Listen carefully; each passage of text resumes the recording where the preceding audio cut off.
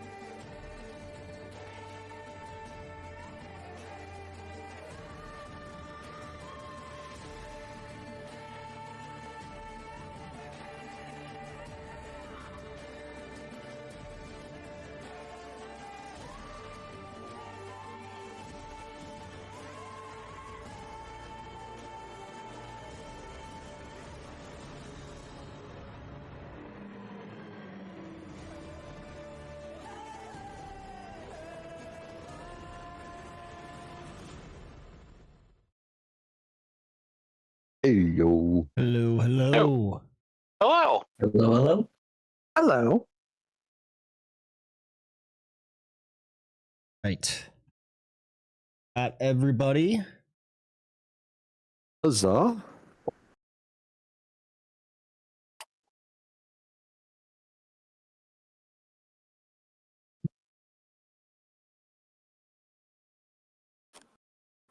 Hey guys, sorry for being late. Just a heads up, I'm gonna be a few minutes longer on joining in Fantasy Grounds. My work evening kind of blew up on me, so I'm just navigating out of that. All good. Well, Feel that. yeah. But I'm here. Yeah. Well, You made it. I found out that the organization we're subletting from for our office space is not renewing their lease. So I think we're about Oopsie. to become a fully remote organization.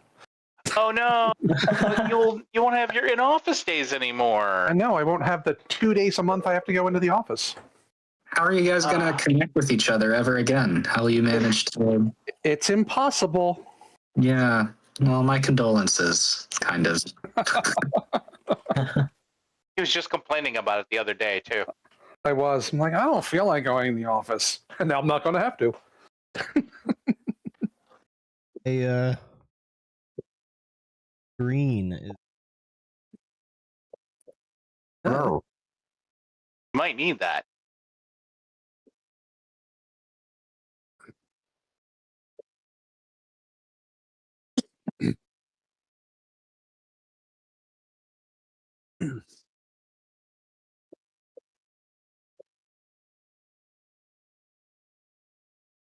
Is there a dark mode?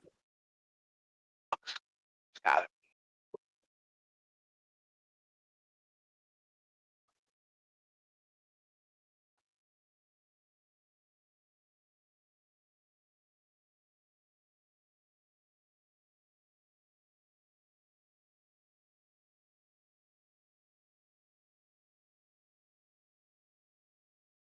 Zoom all the way out. Zoom all the way in.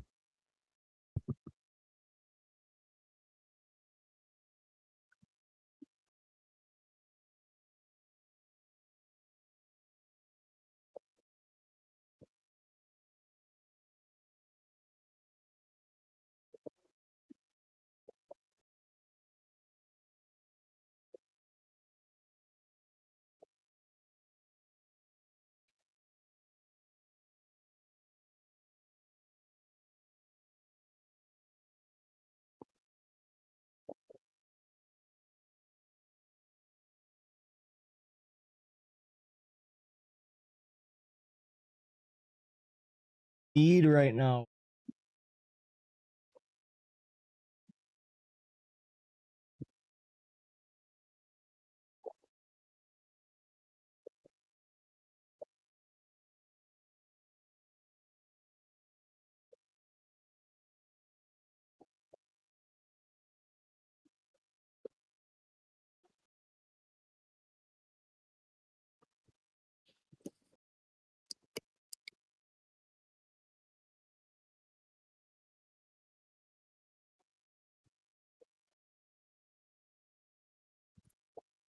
Wouldn't be a D&D session without some scuffs. Let's go.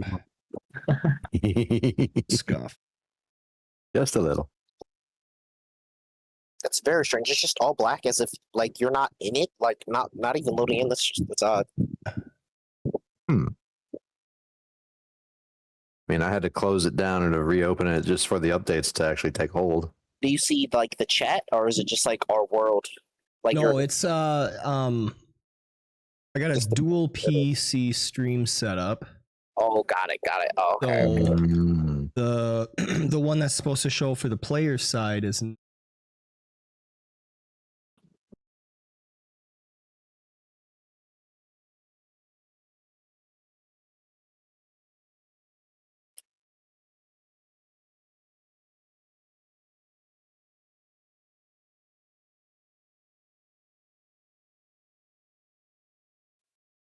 there we go.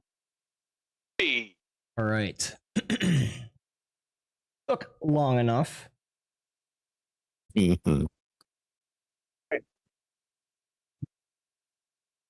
So we are working now. All right.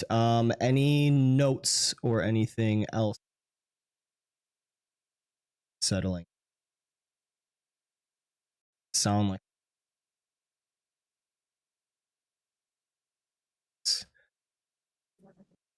Right. think for me. Oh. Without further waiting or delay, let's go to our pre-session ritual. RP, as we remember what has happened previously.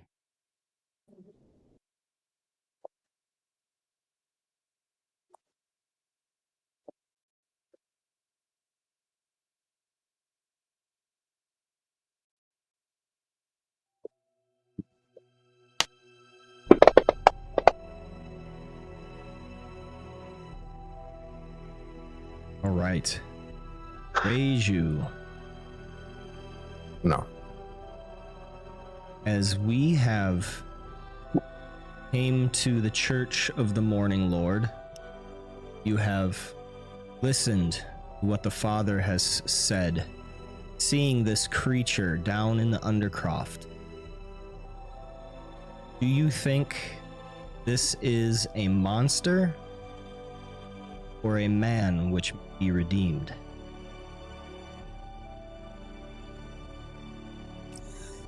This is a tortured soul.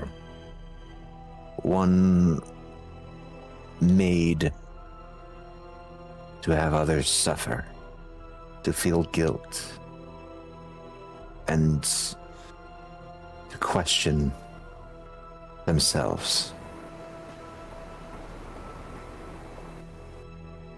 A man it once was, a monster made.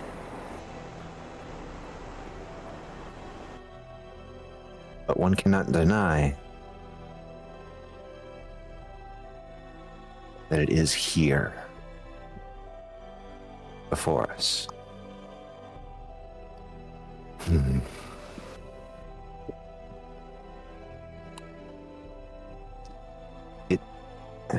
This hurts worse than learning about my kin.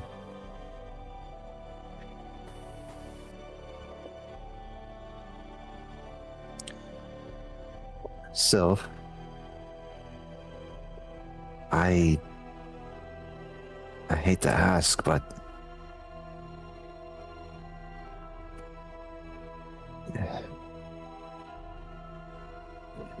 should the worst happen, how does your tribe, your kin, treat the dead?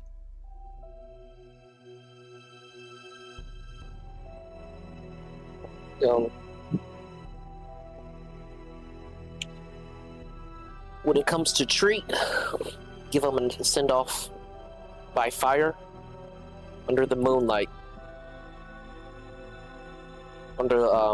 If they die, depending on how they die, if they die in battle, it's during a full moon. Otherwise, they just get buried at night. My clan has had great reverence for the moon, I'm sure a few of you can understand and also feel.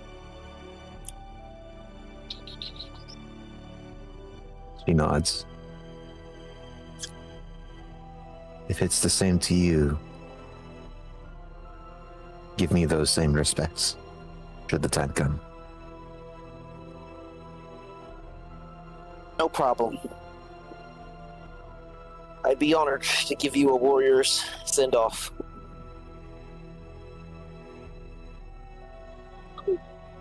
Creed. I'm surprised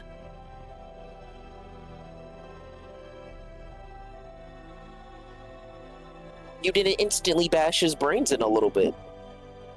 Well, I do understand you're quite level-headed amongst our party, at least compared to the rest of us. Surprised you gave Reiju time to cut her hand. Unless someone's life is in direct danger, violence is always the last option I'm going to choose. Okay. It's hard to unkill people. I know I can't do it, but violence is always still there if you need it. But if there's another way to settle things, that's always my preference. And this will answer once and for all whether this particular vampire is someone who needs to be saved or someone who needs to be stopped. Okay. I can appreciate that. I will always choose violence, so I can Violence isn't the only answer, but it's a good default. so I can appreciate you.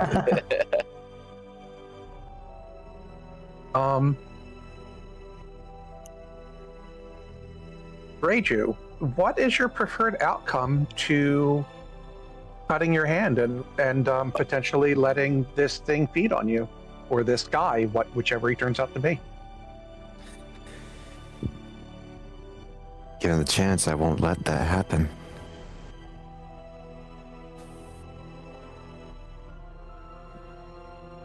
But should it come to pass,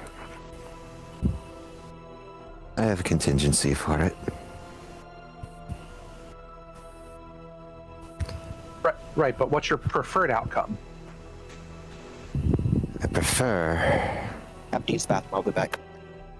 that their willpower holds out, and they are what they say they are. A tortured soul and nothing more.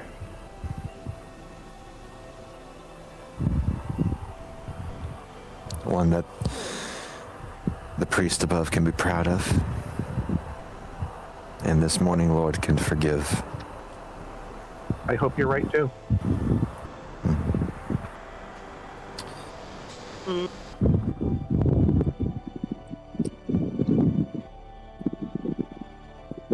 Isa, Yeah. given our recent ventures. What are your opinions of me now?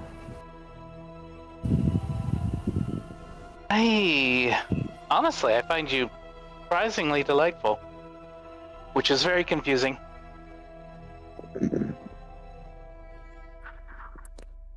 Still have to catch myself from time to time. If I find you behind me, a momentary start or concern, but I remember it's you and everything's fine. Kinda helps that I'm the only one at the moment. Well, yes, there's also that. The weight of numbers or lack thereof. Mm-hmm. Yes, it's been quite quite nice to see that not everyone fits the same mold.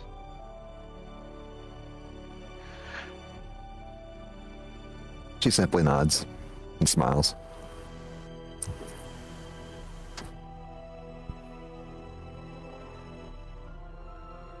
Oh, Ember, Yes, my dear. have anything particularly useful against, undead?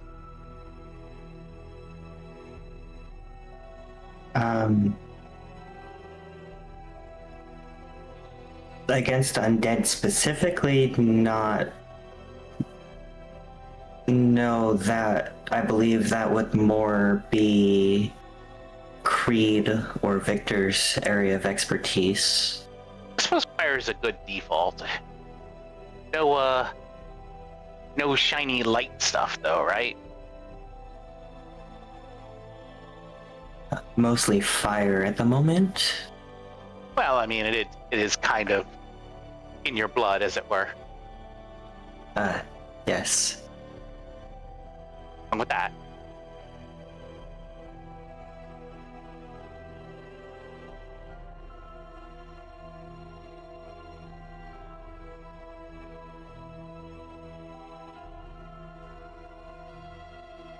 Victor, what is it that you had hoped to do after curing your wife?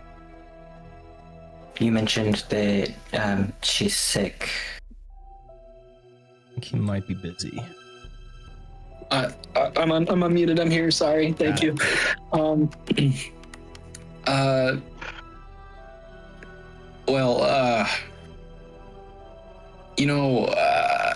I've spent a long time now only thinking about getting to that point.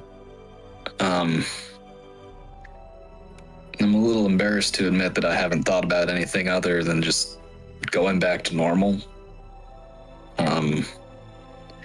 That may be a boring answer, but truly I will move heaven and earth just to go back to the way things were. boring's pretty good. The simple life is not so bad. I certainly find myself more comfortable surrounded by stacks of books than out on the road all the time, but...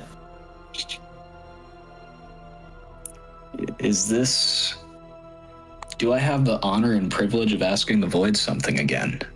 You? Oh, good.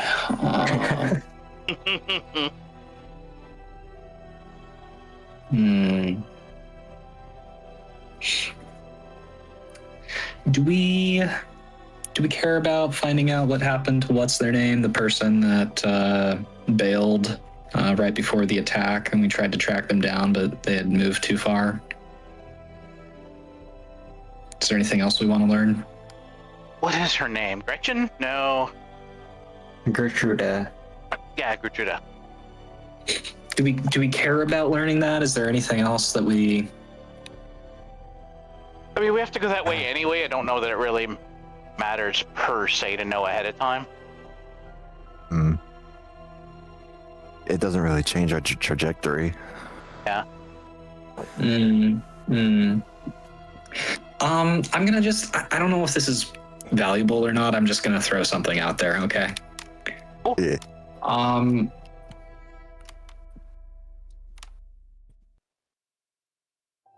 Oh, great, Void. if Strahd truly is the land, does that mean that he can see everything instead of just through living animals? Can he sense us through the trees?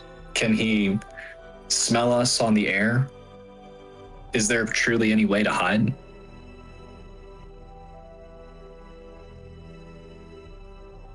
So, as you all remember these past few moments, Salvatore wonders true power. He said the thing. Not Salvatore. It's like associated in my mind, that voice. Victor takes his mask off and it's been Salvatore the whole time.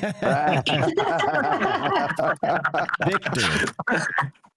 Victor remembers, ponders a thought.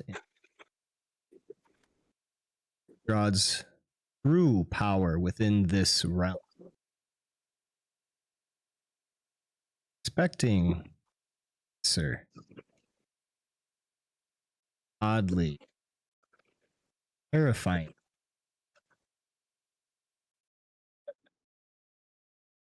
Mean, very mean.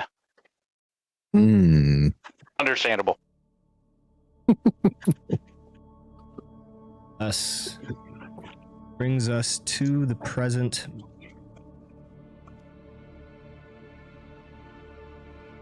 Darkness flung smothering over Barovia, revealing a village still trembling from the night's violence. Our weary band had followed Ismark through streets that smelled of ash, blood, fear, arriving at the Burgomaster's mansion not as heroes, but as witnesses to a deeper cruelty.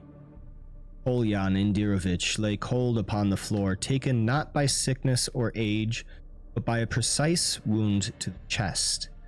Execution, not an accident. Nearby sat the daughter, pale and shaken, bearing the fresh bite marks from a vampire. Devil had not merely punished the village, he had reached into its very heart to mark it its own. Greed offered what solace he could, laying gentle hands upon her. Irina, Ismark's sister, devoting long solemn hours to sacred rites to prepare Kolyan's body for burial. Elsewhere, Sylph paced the halls like a caged animal, struggling to keep the beast within from answering the night's violence in kind. Grief gave way to secrets at the house, settled into an uneasy quiet. From the shadows, Lysa listened as brother and sister argued below in hushed tones. Ismark's voice tight with desperation as he revealed plans to spirit Irina away to Vallaki, hopefully beyond Strahd's immunity. But morning finally broke, brought no comfort. Ismark entrusted the company with Irina's fate, charging them to escort her toward Vallaki, as well as to seek prophecy from a Dastani seer at Serapul. Yet Barovia was already listening. Victor's sharp eye caught a rat watching rafters. With a single invocation, reduced it to ash, confirming what all began to fear. Devil's gaze creeping through fur and feather. Paranoia settled over gathered souls. Every whisper now suspect, every plan already half come. Yet together they all bore Kolyan's coffin through the village to the small crumbling church beneath the castle above, where faith itself seemed to rot alongside the wall. Periwinkle greeted them in warning to turn away, speaking in frightened tones of Father Donovich's strange behavior. Inside, beneath flickering candles and peeling icons, truth spilled out at last. Donovich's son, Doru, had returned from death at Strahd's hand, the vampire spawn, imprisoned now beneath the chapel, poisoning the priest's connection to the Morninglord. Burial rites could not be spoken while the undead lingered so close. Drawn downward into the undercroft, our adventurers came face to face with the cost of false hope. Doru, gaunt and trembling, begged for understanding, pleading for a chance to prove he was still more man than monster. Doubt split our company. Sylph and Creed saw only danger. threat which could not be reasoned with. Reiju, steady and resolute, chose another path. The darkness beneath the church. Steel was drawn across her own palm, letting blood spill freely into the air. Scent filled the chamber, and Doru's eyes burned crimson as his new hunger surged to the surface. Thus, the air in the undercroft hangs thick, close.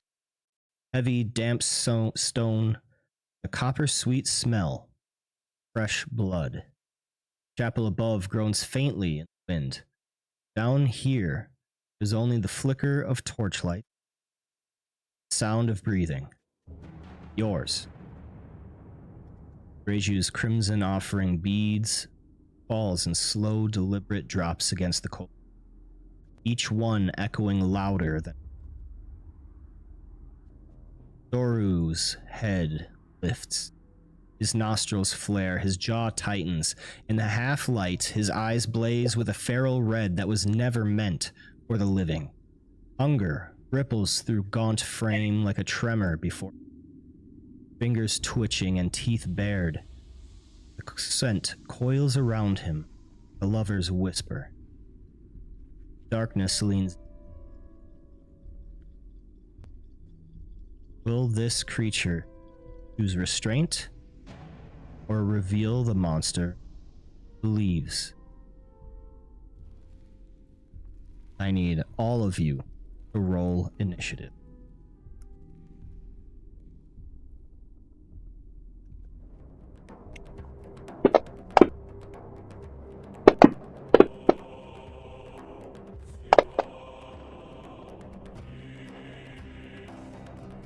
Hey, Nomad, sorry, just, I'm not going to be able to log in for another maybe 15 minutes. I apologize. All right, I gotcha.